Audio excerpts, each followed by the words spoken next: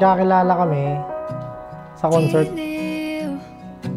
Yung concert na Valentine's Day concert yan. Kung tawagin, Lollapalooza sa Malate. Nag-propose siya sa akin ng December 25. Ay, isang katutak na batok yung natanggap ko sa mga kapatid ko. Kasi nandito sila tapos nandiyan siya sa harap. Sabi ng mga kapatid ko, yan na. Tapos puro batok. Di na kayang ipapalang bahala. Jasper, sana ganun pa rin ang iyong pag-aalaga sa amin ng iyong anak.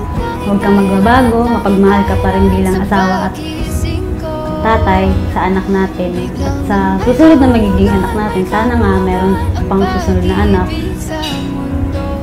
Nasundan yung ating unika iha. Ayun. Sabi ko lang na mahal na mahal kita. Jasper Jan, ikaw ay militar. At in the battlefield, ang iyong asawa ay ang iyong Armalite, diba? Parang sa ROTC yan ang turo eh, no? Sa battlefield, ang asawa mo ay ang iyong armas. Hindi ka mabubuhay kung wala ito. But in your lifetime, remember that you are married at ang asawa mo ay si Kimberly. Yan ay pagbubuhisan mo ng buhay para siya erogain, para siya ipagtanggol.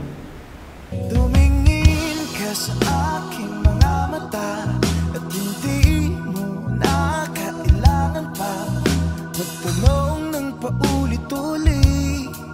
Ikaw lang ang iniibig at kung di kumbinsido'y magtiwala ka, hawakan ang